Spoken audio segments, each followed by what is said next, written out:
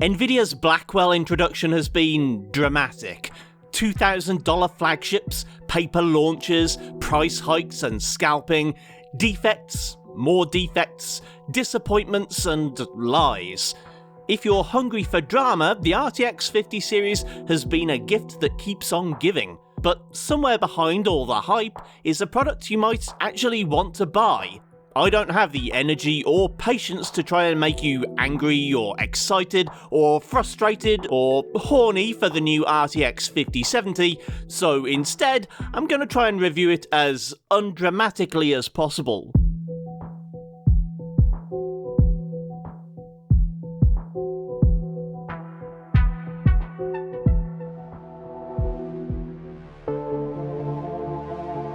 Asus lent me their TUF Gaming OC version of the RTX 5070 for this review.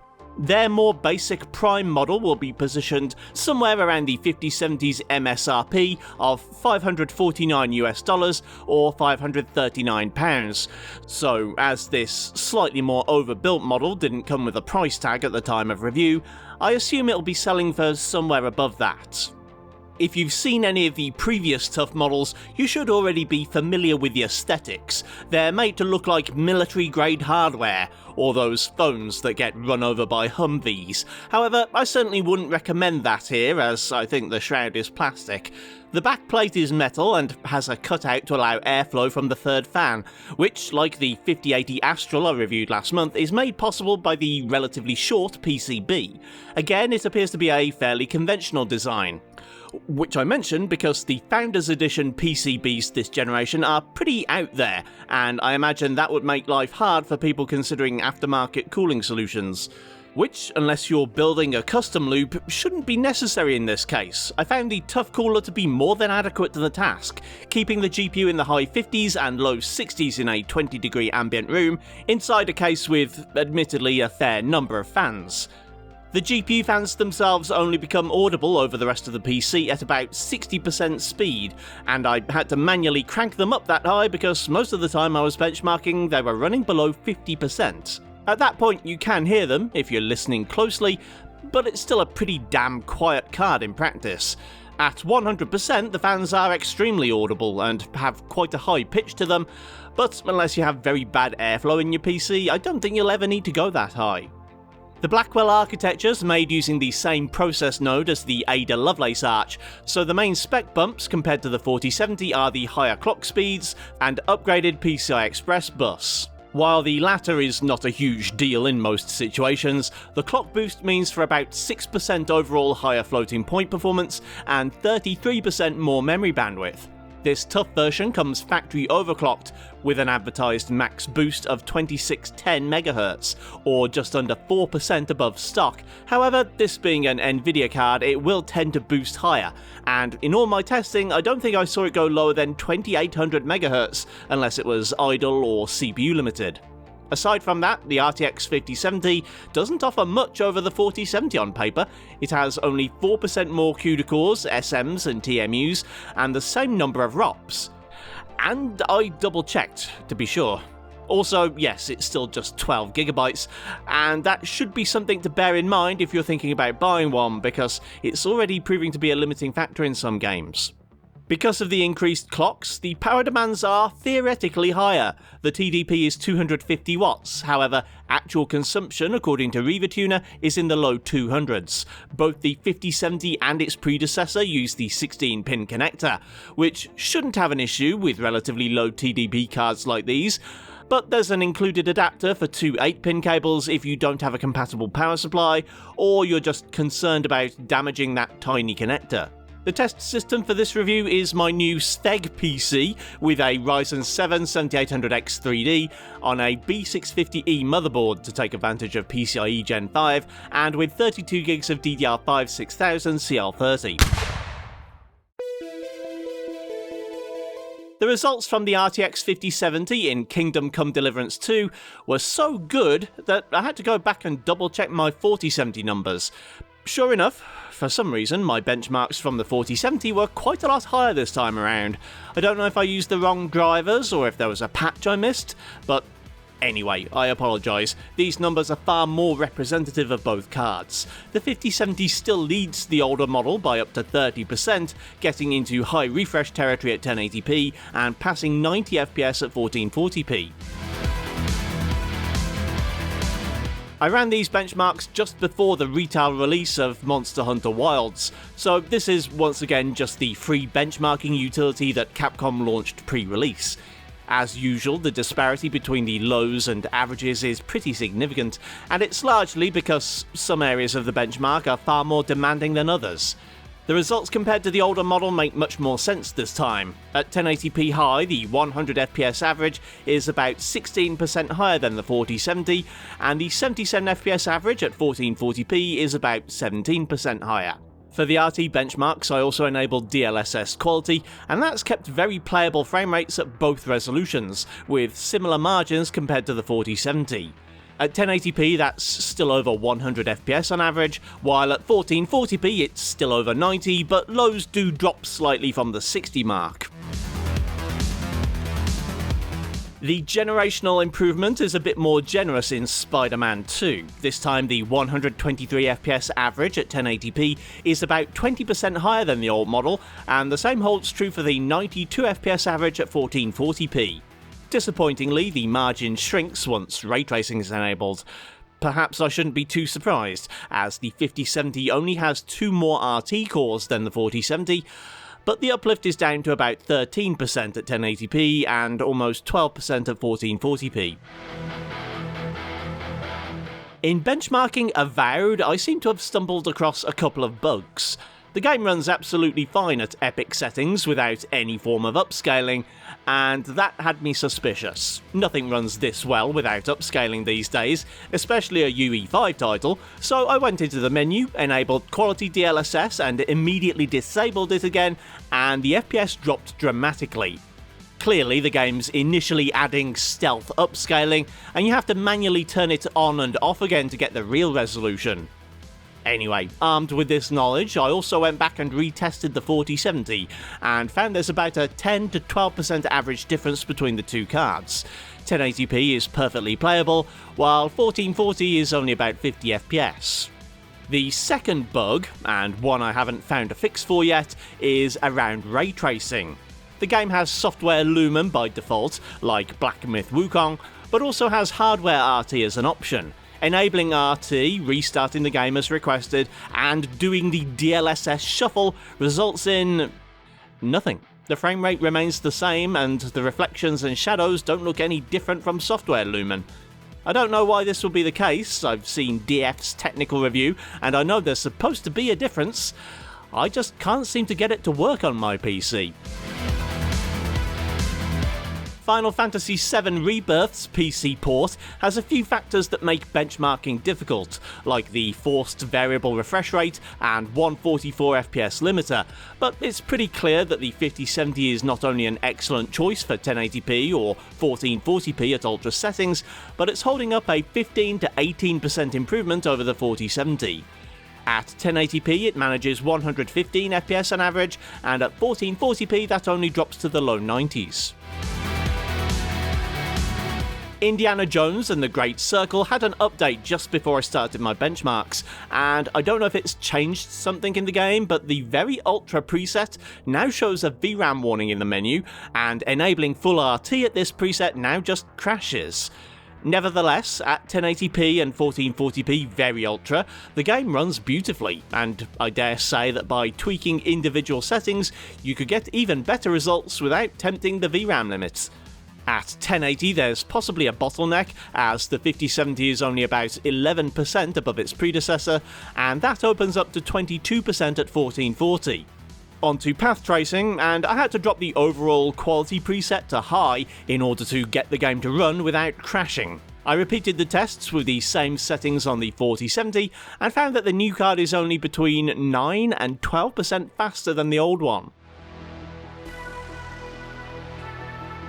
Dragon Age Veilguard seems to like Blackwell GPUs very much, with the uplift from the 4070 to 5070 varying from 22 to 34%.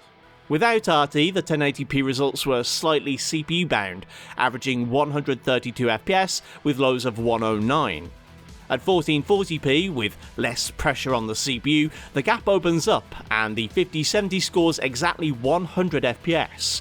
With RT and quality DLSS enabled, the 1080p result is CPU limited again, and it's almost CPU limited at 1440p. Given how well this was holding up, I also ran the same tests without DLSS, and saw 108 FPS at native 1080p and 81 FPS at 1440p. There's another healthy performance increase to be found in Horizon Forbidden West, where the 1080 average reaches 123 FPS, up from 102 on the 4070. The margin is similar at 1440p, proving that we weren't CPU limited, and the 5070 can manage a 90 FPS average with lows over 60. And the same is true in God of War Ragnarok. At 1080 Ultra, the game is close to maxing out my capture card's 144Hz pass-through, averaging 136 FPS, or about 25% faster than the 4070. Stepping up to 1440 doesn't bring the average below 100 FPS. In fact, it's only a frame slower than the 4070 is at 1080p. For all the mostly great results so far, there was bound to be a party pooper. The 10% performance uplift in Star Wars Outlaws is hardly worth your time. 4070 owners could probably get there with an overclock.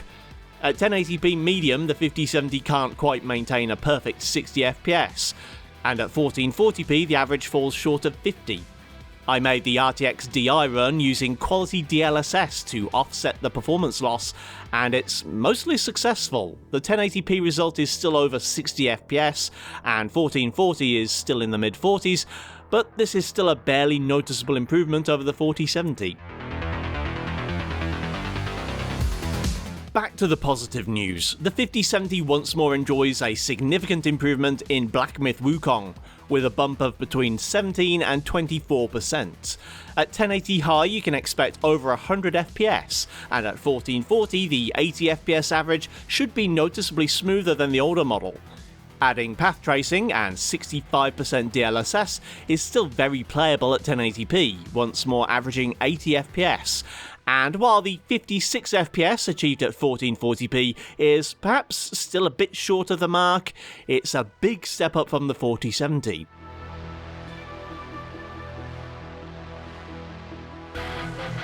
By far the biggest uplift of the 5070 by my benchmarking comes from Cyberpunk 2077. I had to triple check my numbers on this one, but at 1080p without ray tracing, the 5070 is CPU limited, averaging 38% faster than the 4070.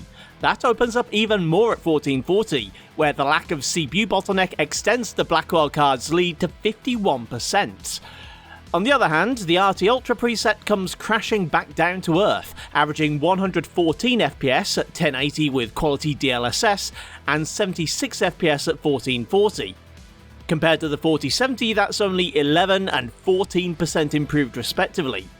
Considering that ray tracing is supposed to be Nvidia's main thing, they sure didn't improve it much this generation, and that's good news for their competitors. RT Overdrive remains as demanding as ever, and the 5070 now needs 1080p to stay above the 60 mark, while 1440p needs more DLSS than this. If making this video has achieved anything, it's finally convincing me that Stalker 2 just isn't a good GPU benchmark. At 1080p, the 5070 only reaches 83 FPS, and it looks like a CPU limit. It's just 6% above the 4070. Stepping up to 1440 opens up the gap to 16%, and provides a quite acceptable 70 FPS average. But you should probably take a look at your CPU before you think about spending money on a new graphics card in this one. A pattern's emerged, I think. A lot of games see a 20 to 25% uplift in rasterized or lightly ray-traced workloads, but that falls to only about 10 to 15% in heavier RT and path tracing. This was the case in Alan Wake 2, Without full RT, the game sees a healthy uplift, actually making the game far more playable at 1440p, and within reach of 60 FPS with perhaps a bit of DLSS. With path tracing and quality DLSS, the generational gap shrinks to just 10 to 13%, a barely appreciable uplift compared to the 4070. In my last video, I explained that I was a bit concerned that my chosen benchmark test for Marvel Rivals might not reflect actual gameplay, but this time I think I've come to peace with it. I repeated my tutorial test for 1080p and 1440p, both with and without ray tracing. The former were about 20 to 25% improved over the old 4070, and the latter dropped to just 15% or so. Last time, for the 4070 review, I then went into a match and found that 1440 RT numbers were about 10% lower than the benchmark. This time, they were about 15% higher. Someone suggested benchmarking replays, but I tried that with Fortnite. They just aren't reliable. The servers had a habit of clearing out my old replays at precisely the worst time possible.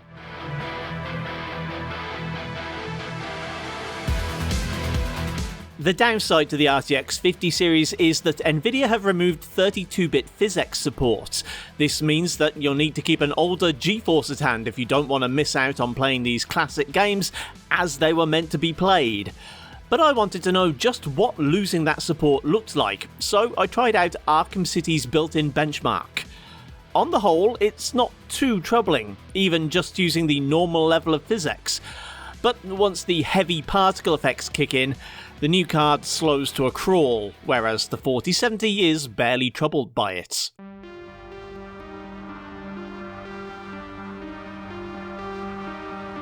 I didn't have as much time to benchmark the RTX 5070 as I would have liked, but I did have time to try overclocking in two games which I felt needed it most.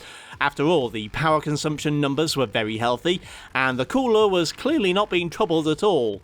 After cranking up the power limit to the maximum of 20%, I found I could get a stable 350 MHz overclock that pushed the GPU to over 3.2 GHz.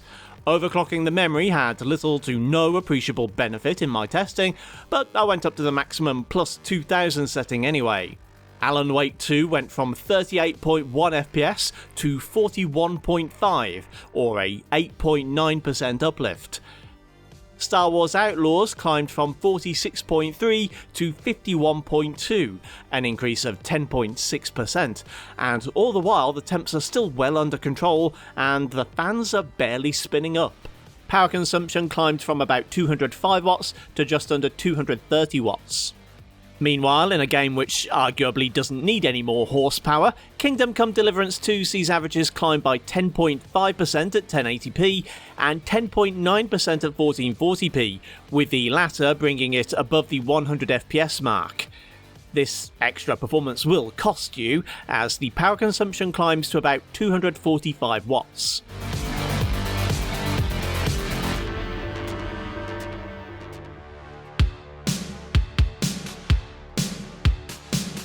The Asus TUF RTX 5070 is clearly pretty overbuilt, with more than enough cooling for this fairly lightweight GPU even overclocked. The aesthetics aren't to my taste, personally, but you can't argue with the results. The 5070 itself seems to be a pretty decent GPU for the price, though the generational uplift is disappointing in pure RT workloads like Outlaws and Indiana Jones. This is especially notable given AMD's 9070 series reveal shows they've been working on getting usable path tracing this time around, and so the RT arena might be a lot more competitive this generation. I'd like to make a more definitive statement about whether or not the RTX 5070 is worth buying, except I'm not sure if anyone even can. Yes, these somewhat lower end parts are going to be in greater supply than the 5080 and 5090, and yes, the RX 9070 series will hopefully help keep Nvidia's prices in check. But we all know we're not the only customers for these things. Assuming you can in fact buy one, should you? Well, it's a fairly decent upgrade over the 4070 in most areas, and if you can get most of your money back on your old graphics card by selling it on eBay, then maybe the 5070's worth getting. If you have a 4070 Super, I can't imagine there's any benefit at all. This is going to be more beneficial for people who are ready to step up from their old 8GB 3070s and 3070 Ti's.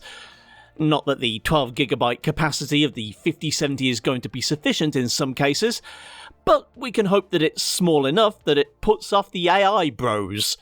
Thanks again to Asus for providing the review sample. Thanks to you for watching. Kindly do the usual YouTube things if you feel so inclined, and I'll see you next time.